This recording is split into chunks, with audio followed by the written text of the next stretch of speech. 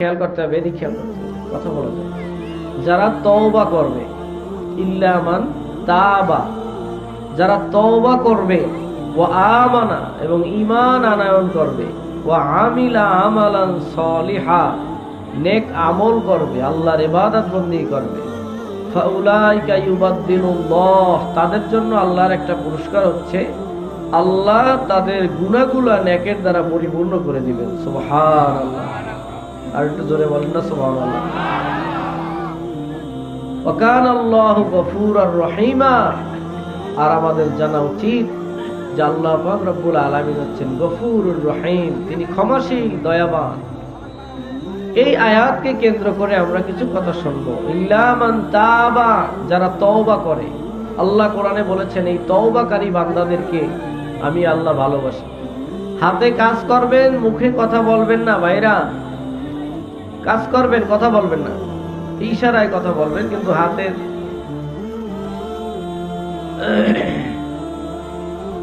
আল্লাহ পাক রব্বুল আলামিন এই পৃথিবীতে অসংখ্য মানুষ বানিয়েছেন। তাদের মধ্য থেকে আল্লাহ তাআলা দুই শ্রেণীর মানুষকে ভালোবাসেন।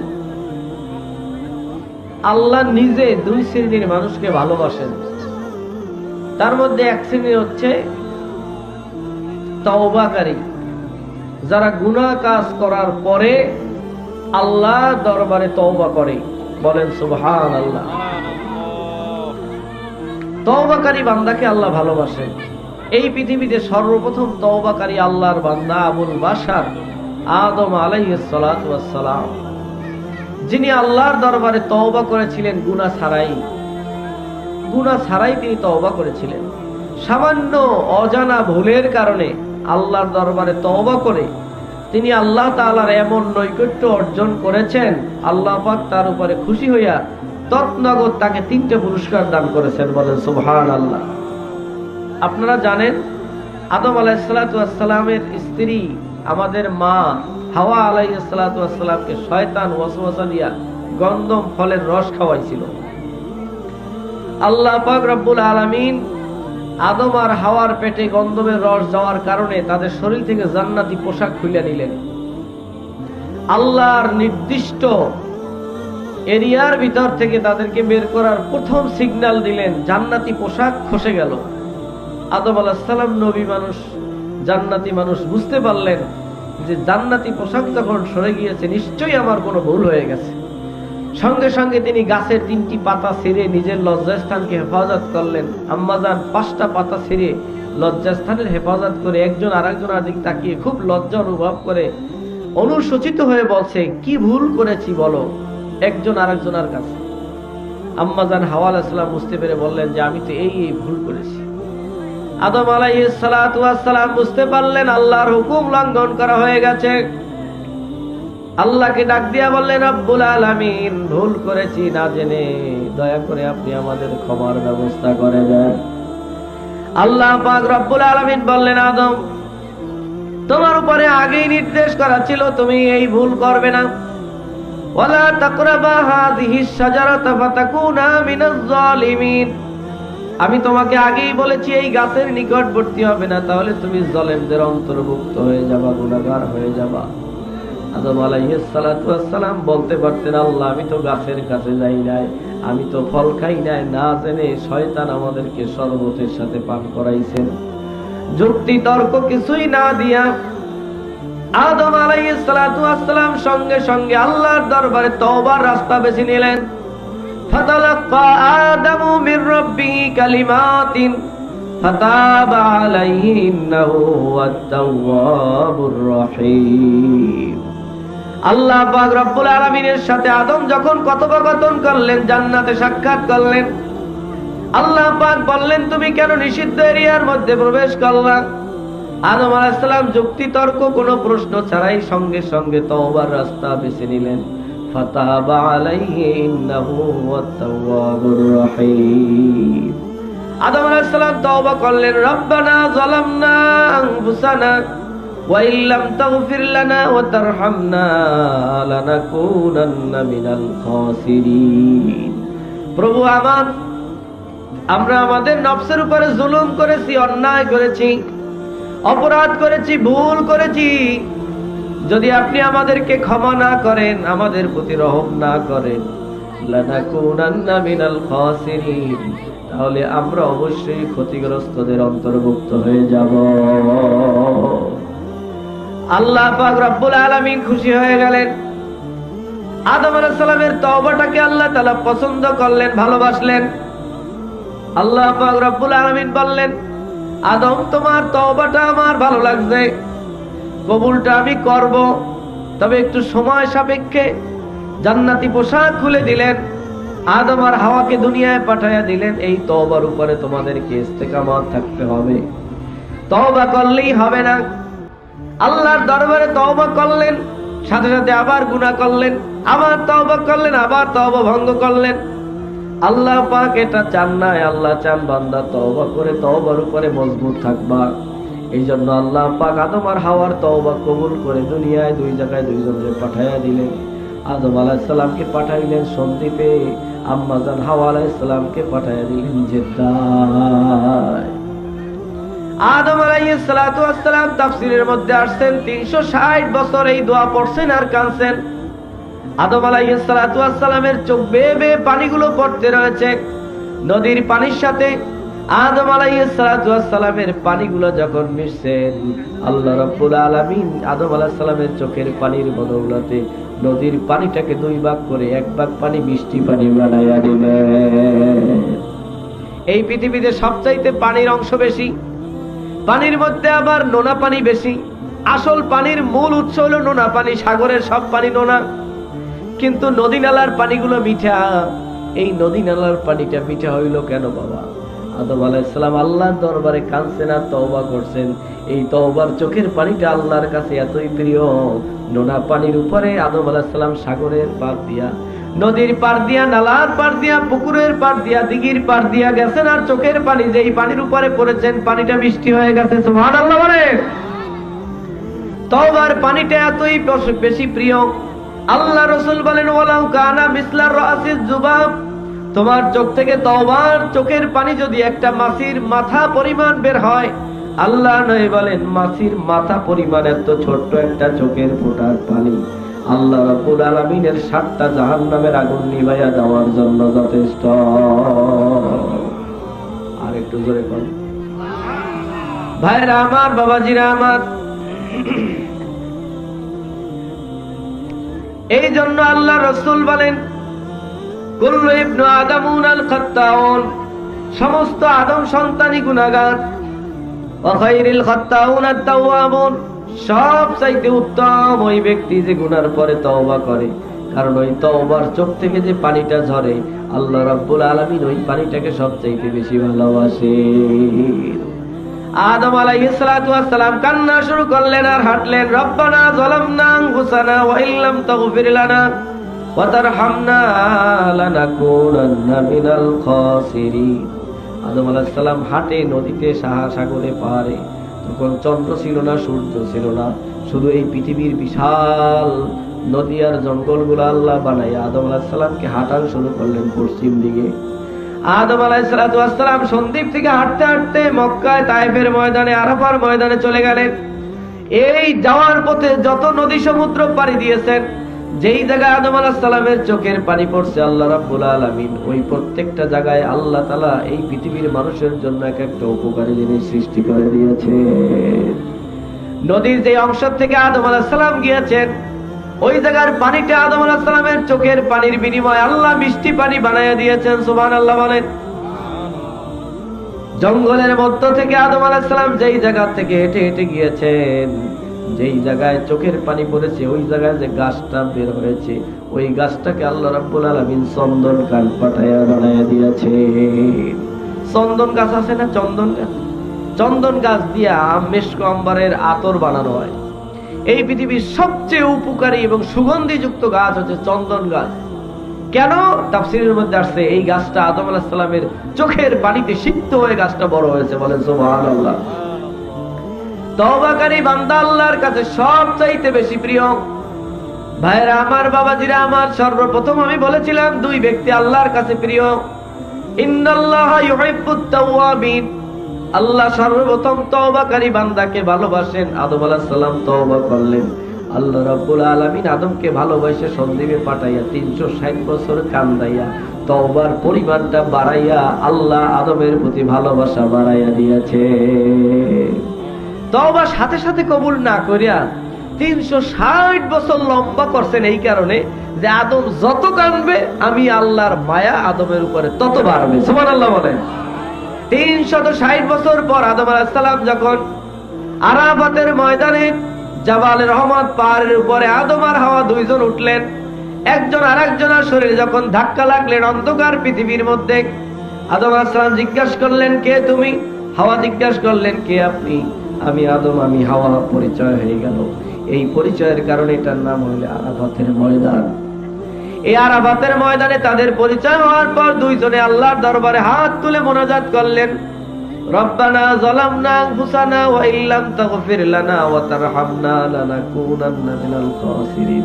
আল্লাহ রাব্বুল আলামিন খুশি হয়ে গেলেন। দুইজনের মোনাজাত, সম্মিলিত মোনাজাত আল্লাহ পছন্দ করেন।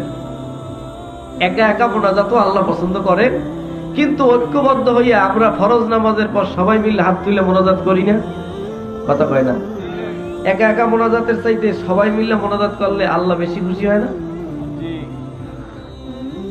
আদম আর হাওয়া 360 বছর কাছে দুইজন যখন মিলিত হইয়া একত্রে আল্লাহর দরবারে দোয়া করলেন, আল্লাহর দরবার থেকে ক্রিং ক্রিং করে মেসেজ চলে আসছে, তোমাদের দোয়া কবুল হওয়ার সময় হয়ে গেছে। সুবহানাল্লাহ বলেন। আদম আলাইহিস সালাম বুঝতে পারলেন দোয়া কবুল হওয়ার সময় যেহেতু হয়ে গেছে, এবার এই সময়টা যাতে মিস না হয়ে যায়, দুইজন স্বামী আর স্ত্রী একত্রে দোয়া করা শুরু করলেন। এই পৃথিবীতে আদম আর হাওয়ার প্রথম মিলন। এই জন্য নারী আর পুরুষ, স্বামী আর স্ত্রী যখন বিবাহ হয় প্রথম রজনীতে বাসর রাত, ওই সময় 2 রাকাত নফল নামাজ পড়ে স্বামী আর স্ত্রী একত্রে দোয়া করা সুন্নাত। সুবহানাল্লাহ বলেন। এটা বাবা আদম আর হাওয়ার সুন্নাত।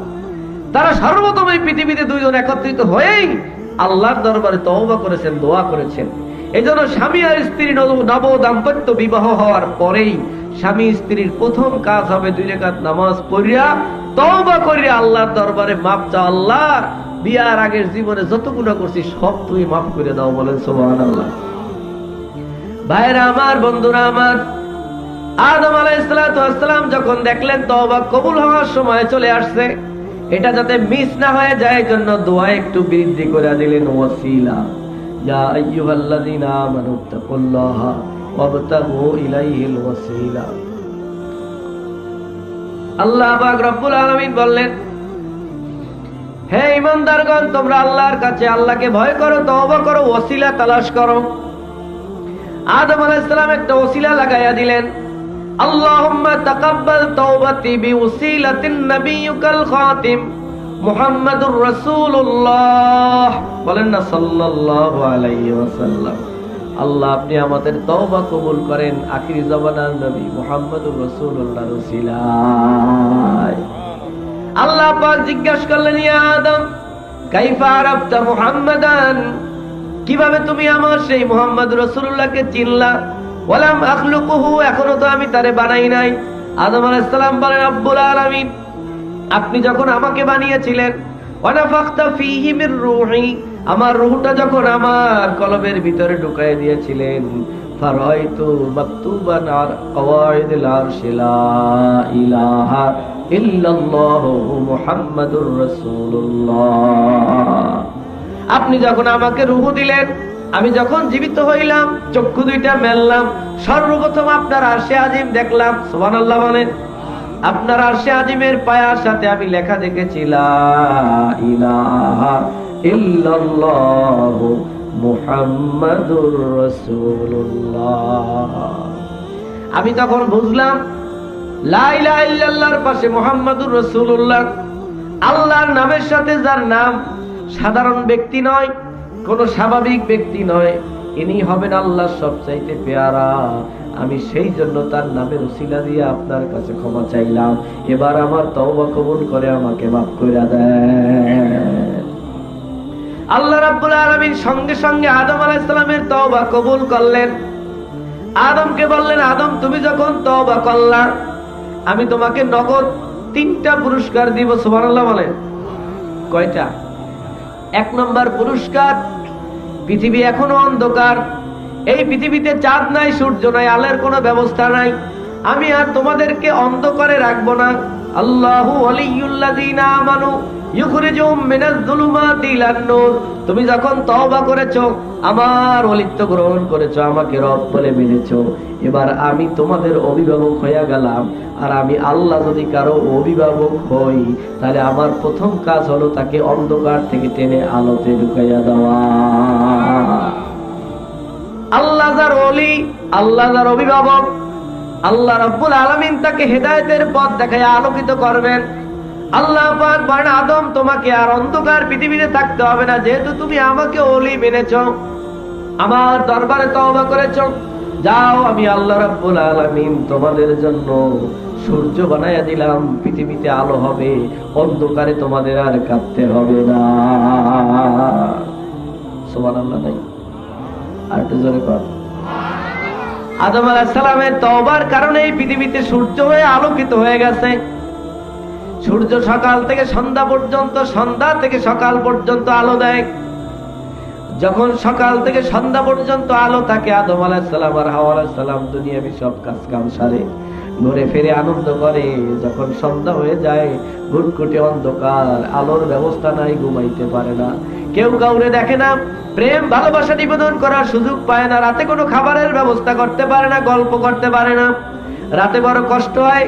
আল্লাহ রাব্বুল আলামিন বলে, আদম এতটুকু কষ্ট আমি তোমাকে দিতে চাই না, রাতের অন্ধকারে তুমি ভয় পাবা তা হবে না, তুমি এবং তোমার সন্তানেরা যেন নিরাপদে রাত্রে থাকতে পারে, এই জন্য আমি আল্লাহ রাব্বুল আলামিন চাঁদের এগেনিস্টে আর একটা, সূর্যের এগেনিস্টে আর একটা চাঁদ বানাইয়া দিলাম। এই পৃথিবীতে চাঁদ এবং সূর্য হয়েছে আমাদের বাবা আদমের তওবার উসিলায়, বলেন সুবহানাল্লাহ। এই জন্য যারা তওবা করবে তাদের এক নম্বর পুরস্কার হবে, দুনিয়ায় যা প্রয়োজন আল্লাহ রাব্বুল আলামিন সব প্রয়োজন মিটাইয়া দিবেন। সুবহানাল্লাহ বলেন। এক নম্বর পুরস্কার, যা প্রয়োজন তাই আল্লাহ ব্যবস্থা করবেন। যদি আপনার টাকার প্রয়োজন হয়, আল্লাহ টাকা দিবেন। যদি আপনার সুস্বাস্থ্যের প্রয়োজন হয়, সুস্বাস্থ্য দিবেন। যদি আপনার ক্ষমতার প্রয়োজন হয়, ক্ষমতা দিবেন। যদি আপনার যা প্রয়োজন, ক্ষুধার জন্য খাদ্যের প্রয়োজন, পোশাক প্রয়োজন, যা প্রয়োজন, এক কথায় তওবা করার পর আপনার যত প্রয়োজন আছে আল্লাহ রাব্বুল আলামিন প্রয়োজনটা মিটাইয়া দিবে। তওবাকারী বান্দাকে আল্লাহ ভালোবাসেন। আপনি যদি কাউকে ভালোবাসেন, তাহলে আপনার এক নম্বর খেয়াল আসে, দায়িত্ব আসে, ভালোবাসার মানুষের কি দরকার। স্বামী স্ত্রীকে ভালোবাসে, এই কারণে স্ত্রীর শাড়ির প্রয়োজন, স্বামী ব্যবস্থা করে। স্ত্রীর খাবারের প্রয়োজন, স্বামী ইনকাম করে। স্ত্রীর ঘরের প্রয়োজন, স্বামী ঘর উঠায়। স্ত্রীর সন্তানের প্রয়োজন, স্বামী সন্তানের ব্যবস্থা করে।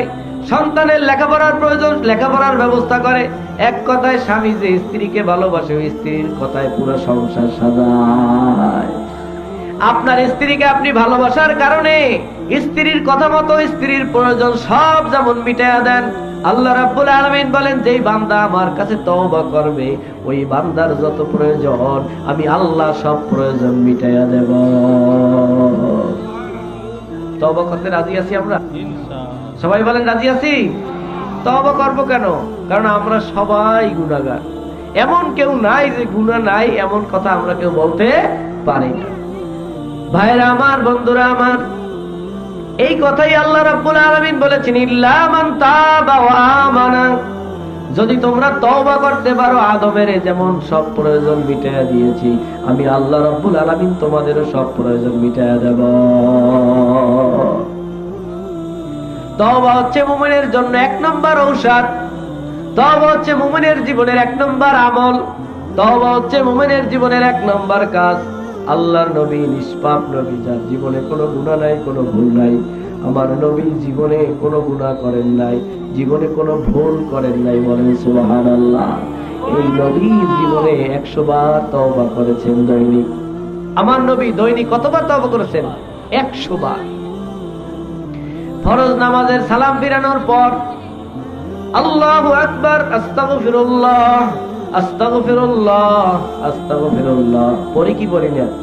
কি পড়েন না সবাই?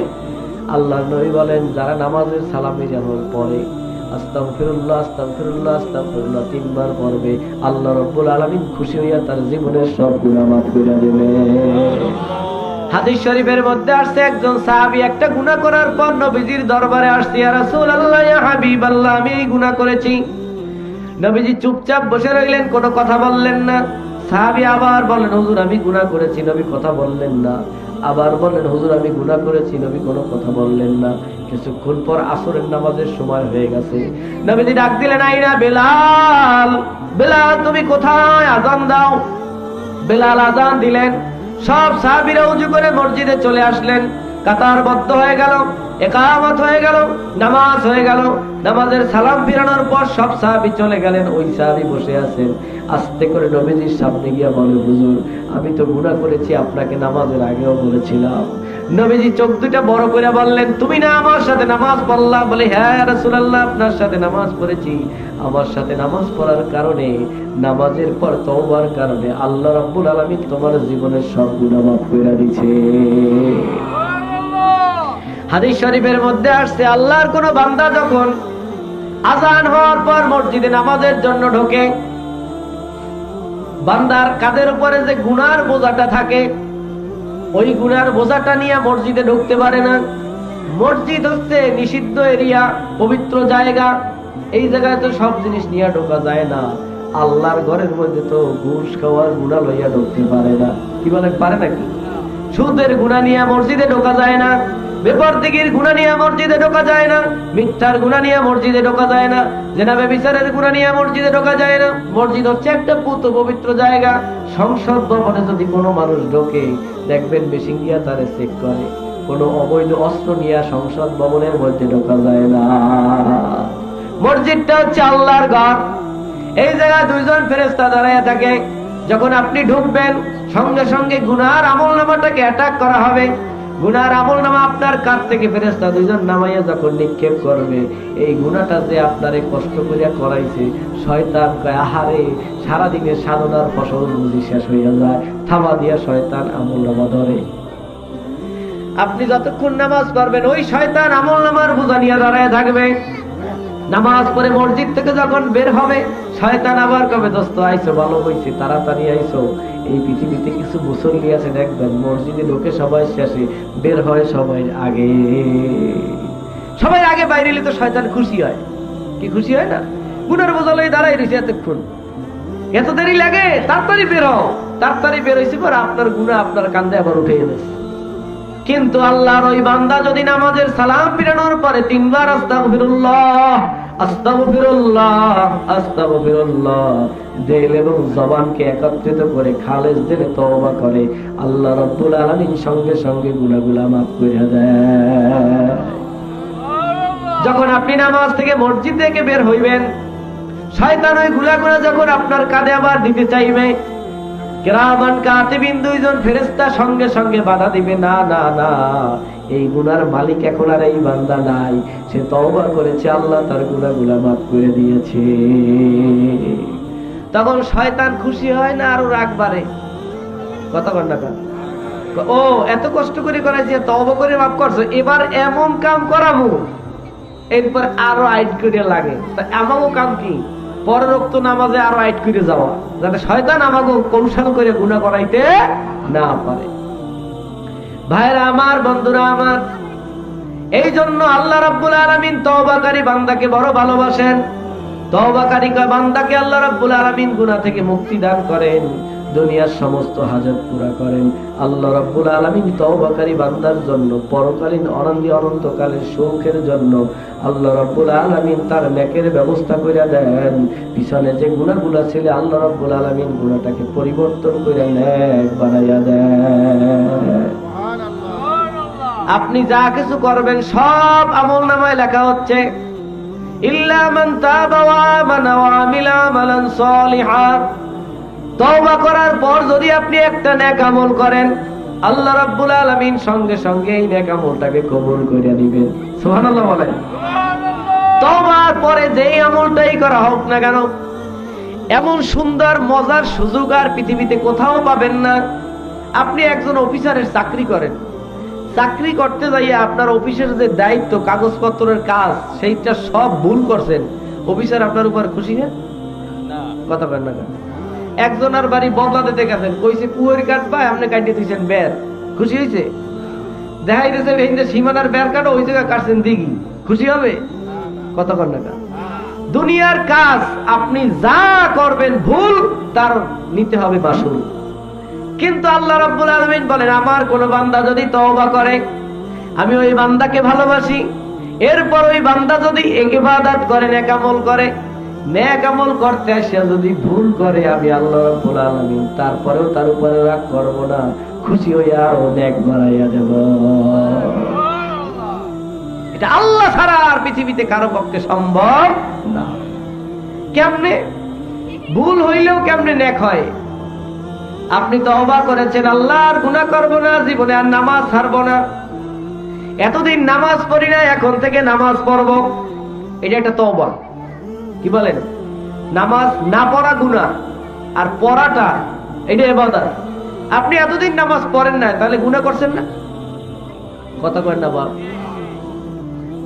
আপনি তওবা করছেন আল্লাহ এতদিন তো নামাজ ছাড়ছি আর জীবনে নামাজ ছাড়বো না, এটার নাম কি? তওবা। বলেন এটার নাম কি? ফিরে আসা। বেনামাজির অবস্থান থেকে আপনি নামাজির অবস্থায় চলে আসলেন। এখন আপনি নামাজ তো জানেন না, নামাজ যাইয়ে পড়তে হইছে, এখন 3 রাকাত নামাজ পড়ে আপনি মাগরিবের সময় বসার কথা, কিন্তু আপনি 3 রাকাতের না 2 রাকাত নামাজ পড়ে সালাম ফিরা শুরু করছেন। এক সালাম দেওয়ার পর মনে হইছে যে নামাজ তো 3 রাকাত, তো হইছে কয় রাকাত? 2 রাকাত, তার বাকি আছে না 1 রাকাত। এখন কতক্ষণ ভাই? তখন আপনি কি করলেন? আবার উঠে দাঁড়াইয়ে নামাজ পড়লেন। আর 1 রাকাত পড়ার পর কয় রাকাত হইল? 3 রাকাত। 3 রাকাত পড়ার পর আত্তাহিয়াতু, দুরূদ শরীফ, তারপর কি দোয়ায়ে মাসুরা পড়লেন। এরপর ডান দিকে সালাম ফিরাই এখন আপনাকে কি করতে হবে বলেন তো?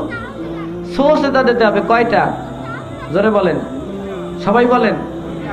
নামাজে যদি ভুল হয় তাহলে সালাম ফিরানোর সময় ডান দিকে সালাম ফিরাইয়া 2টা অতিরিক্ত সেজদা দিতে হয়। এটার নাম হইল সাহু। নাম কি? মানে ভুলের জন্য এই সেজদা 2টা অতিরিক্ত আপনি দিচ্ছেন। তাই কি ভুল হইল যে 2 রাকাতে আপনি সালাম ফিরানো দিছিলেন কিন্তু ফিরান নাই, কিন্তু এই যে ভুলটা করলেন আল্লাহর দরবারে আপনি তওবা করে নামাজ শুরু করে আইয়ে করছেন ভুল, আল্লাহ রাগ করে আপনার নামাজ ক্যান্সেল করে দিতে পারতো। আল্লাহ কয় তোর নামাজ ক্যান্সেল করবো না, নামাজ কবুল করবো, পাশাপাশি এই নামাজে আরো অতিরিক্ত 2টা সেজদা বাড়াইয়ে নেব। সুবহানাল্লাহ কর। 3 রাকাত নামাজে 6টা সেজদা। কয়টা? কিন্তু একটা ভুল করার কারণে এই নামাজে সেজদা হয়েছে কয়টা? 8টা। কয়টা বাড়ছে? কত? কয়টা? ভুলের কারণে ইবাদত বেড়ে গেছে না? বাড়ছে। তাই সেজদা যদি বাড়ে সব কি? কত টাকা? তাহলে দেখেন আল্লাহর দরবারটা এমন যে আপনি ভুল করিয়াও সব আরো বেশি পাইছেন। সুবহানাল্লাহ কর। আর একটু জোরে বলেন না সুবহানাল্লাহ। আল্লাহ রাব্বুল আলামিন তওবাকারী বান্দাকে এতই ভালোবাসেন, ওই বান্দা যদি আল্লাহর দরবারে ফিরে আসে আল্লাহ রাব্বুল আলামিন তাকে এত ভালোবাসেন, ওই বান্দা যদি ভুল করে আল্লাহ রাব্বুল আলামিন তার বিনিময়ে তাকে নেক দিয়া দেয়। বনি ইসরাইলের যুগে একজন মূর্তি পূজারী ছিল। ওই মূর্তি পূজারী একটা মূর্তি বানাইয়া সবসময় মূর্তির নামে জিকির করত সনাম। সনাম অর্থ কি? মূর্তি। বলেন সনাম অর্থ কি? মূর্তি। তো ওই লোকটা সবসময় জিকির করতো সনাম সনাম সনাম। আল্লাহর পাগল যারা তা সবসময় জিকির করে আল্লাহ আল্লাহ আল্লাহ। কথা হয় না? জিকির করে না? জিকির করে। গাজার পাগল যারা এরা সারাদিন খালি আঙ্গুল টেপে হুদাও দিও। আর যে যার পাগল সে ওই ধান্দাই সবসময় থাকে। তা উনি হইল যাইয়া কি? মূর্তি পূজারী, জিকির করে সনাম সনাম সনাম। ভুলে একদিন কইয়া লাইছে সমাজ। কি কইছে? সমাজ কার নাম? জোরে বলেন। কিতাবের ভিতরে আসছে লোকটার বয়স ছিল 40 বছর। এই 40 বছর পর্যন্ত সনাম সনাম সনাম মূর্তি মূর্তি মূর্তি জিকির করত। একদিন ভুলে সমাজ বলে ফেলাইছে। আল্লাহ রাব্বুল আলামিন খুশি হইয়া ডাক দেওয়ার সঙ্গে সঙ্গে সারা দিয়া বলে লাব্বাইকা ইয়া আব্দি, ও আমার বান্দা আমাকে ডাকো আমি হাজির আছি। ওয়াইজা সালাকা ইবাদি আন্নি ফাইন্নি করিব উজিবু দাওয়াতাদ দাঈ ইযা দান। আল্লাহ রাব্বুল আলামিন বলেন ও নবী উম্মতদেরকে বলে দেন তারা যদি আমি আল্লাহ সম্পর্কে জিজ্ঞাসা করে আল্লাহ কোথায় আছেন, আপনি বলেন আমি আল্লাহ তোমার সব চাইতে কাছে আছি, যখনই আমাকে ডাক দেবা আমি আল্লাহ সঙ্গে সঙ্গে তোমার ডাকে সাড়া দিয়ে দেব। 40 বছর পর্যন্ত আল্লাহর ইবাদত বাদ দিয়া শিরক করছে, মূর্তি পূজা করে, মূর্তির জিকির করে, সনাম সনাম সনাম। একদিন ভুলে আল্লাহকে ডাক দিয়া বসে সমাদ, আল্লাহ রাব্বুল আলামিন সাথে সাথে ডাকে সাড়া দিয়া বসেন লাব্বাইকা ইয়া আব্দি, ও আমার বান্দা তুই আমারে ডাকুক কেন? সঙ্গে সঙ্গে জিকির বন্ধ করলেন। ঘটনা কি? 40 বছর পর্যন্ত সনাম সনাম করি, কেউ সাড়া দিল না। সনামের পরিবর্তে সমাদ বলে ডাক দেওয়ার সঙ্গে সঙ্গে উত্তর চলে আসলো, আইনা সমাদ, সমাদ কোথায়? হুয়া সমাদুন, কে সেই সমাদ, আমাকে চিনতে হবে। এবার খুঁজতে খুঁজতে খুঁজতে খুঁজতে দেখেন কুল হুয়াল্লাহু আহাদ আল্লাহুস সামাদ। এই সমাদের পরিচয় আল্লাহ কোরআন শরীফে দিয়েছেন। আল্লাহ হচ্ছে বেনিয়াজ, আল্লাহ হচ্ছেন অমুখাপেক্ষী, দুনিয়ার কারো ইবাদতের মুহতাজ না, কিন্তু কেউ যদি আল্লাহর ইবাদত করে আল্লাহ খুশি হয়ে যায়। এই জন্যই মূর্তি পূজারীর উপর আল্লাহ রাখছিল না যে আল্লাহ তুই কেন আমার ইবাদত করলি না, বরং আল্লাহর ইবাদত যেদিন তুই ভুলে করছো কিন্তু তারপরেও আল্লাহ খুশি হয়ে গেছে, তখন সে মুসলমান হয়ে গেল, আল্লাহর চিনা গেল, আল্লাহর ইবাদতের পথে চলে আসলো। এমন আল্লাহর ইবাদত আমরা করতে চাই কি চাই না? জোরে বলেন, চাই কি চাই না? তওবা করার পর থেকে যদি নেক আমল শুরু করে দেন, ওই নেক আমলে যদি ভুল হয়ে যায় আল্লাহ রাব্বুল আলামিন ওই ভুলটা ধরবেন না, আল্লাহ ওটাও আপনার সওয়াবের খাতায় উঠাইয়া দিবে। একজন বান্দা তওবা করছে, আল্লাহ জীবনে আর নামাজ ছাড়বো না, নামাজ শুরু করে দিছে, নামাজের দোয়ায় কুনুত ভালো করে জানে না, আত্তাহিয়াতু ভালো পড়তে পারে না।